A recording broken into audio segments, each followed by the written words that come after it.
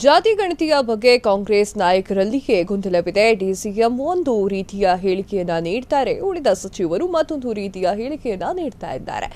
ಜಾತಿ ಗಣತಿ ವರದಿ ವೈಜ್ಞಾನಿಕವಲ್ಲ, ಮೊದಲ ವರದಿಯನ್ನ ವೈಜ್ಞಾನಿಕವಾಗಿ ಅಧ್ಯಯನವನ್ನ ಮಾಡಬೇಕು.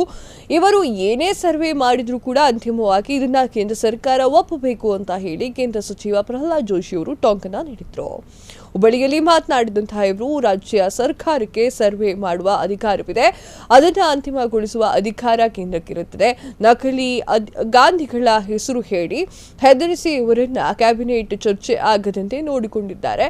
ಹೀಗಾಗಿ ಈ ಬಗ್ಗೆ ಕಾಂಗ್ರೆಸ್ನಲ್ಲೇ ಬೇಗುದಿ ಇದೆ. ಜಾತಿ ಗಣತಿಯನ್ನ ಕಾಂಗ್ರೆಸ್ ರಾಜಕೀಯಕ್ಕಾಗಿ ಉಪಯೋಗ ಮಾಡ್ತಾ ಇದ್ದಾರೆ. ಇದನ್ನ ನಾವು ಸಮಾಜ ಕಲ್ಯಾಣಕ್ಕಾಗಿ ಉಪಯೋಗ ಮಾಡುವಂತಹ ವಿಚಾರ ಮಾಡ್ತಾ ಇಲ್ಲ. ತಮ್ಮ ವೋಟ್ ಬ್ಯಾಂಕ್ ಉಳಿಸಿಕೊಳ್ಳಲು ವರದಿ ಬಹಿರಂಗ ಮಾಡಿದೆ ಅಂತ ಹೇಳಿ ಒಂದಿಷ್ಟು ಕಿಡಿಕಾರಿದ್ದಾರೆ.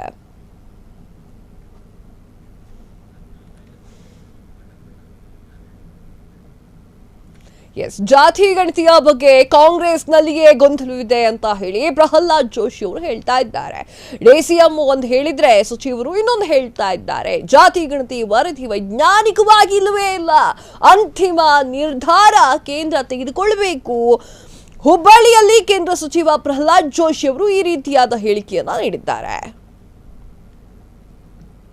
ಅವರೇ ಹೇಳಿದ್ದಾರೆ, ಇವತ್ತು ಶ್ರೀಮಾನ್ ಡಿ.ಕೆ. ಶಿವಕುಮಾರ್ ಅವರ ಸ್ಟೇಟ್ಮೆಂಟ್ ಬಂದಿದೆ. ಇದು ಸಮೀಕ್ಷೆ, ಈ ಸಮೀಕ್ಷೆಯನ್ನು ಅಧ್ಯಯನ ಮಾಡಿ ಮುಂದೆ ತೀರ್ಮಾನ, ಅವರಲ್ಲೇ ಗೊಂದಲ ಇದೆ. ಹಾಗಾಗಿ ಮೊದಲ ಸರಿಯಾಗಿ ಸೈಂಟಿಫಿಕ್ ಆಗಿ ವರದಿಯನ್ನು ತರಿಸಿ ಸಮೀಕ್ಷೆಯನ್ನು ಮಾಡಲಿ. ಗಣತಿಯನ್ನು ಮಾಡುವಂಥ ಅಧಿಕಾರ ಇರೋದು ಭಾರತದ ಸಂವಿಧಾನ ಪ್ರಕಾರ ಭಾರತ ಸರ್ಕಾರಕ್ಕೆ ಮಾತ್ರ ಇವರು ಸಮೀಕ್ಷೆ ಮಾಡಬಹುದು. ಆ ಸಮೀಕ್ಷೆನೂ ಅನ್ಸೈಂಟಿಫಿಕ್ ಆಗಿದೆ ಅಂತ ಬಾರಿ ಬಾರಿ ಹೇಳಿದ್ದಾರೆ.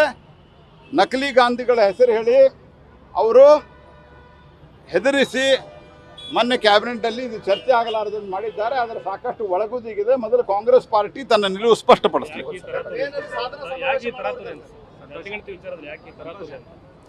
ಅಲ್ಲ, ತರಾತುರಿ ಅನ್ನೋದಕ್ಕಿಂತ ಹೆಚ್ಚಾಗಿ ಇದನ್ನ ರಾಜಕೀಯಕ್ಕೆ ಉಪಯೋಗ ಮಾಡ್ತಾ ಇದ್ದಾರೆ. ಸಮಾಜಕ್ಕೆ ಕಲ್ಯಾಣ ಆಗಬೇಕು ಅಂತ ಅವರು ವಿಚಾರ ಮಾಡ್ತಾ ಇಲ್ಲ.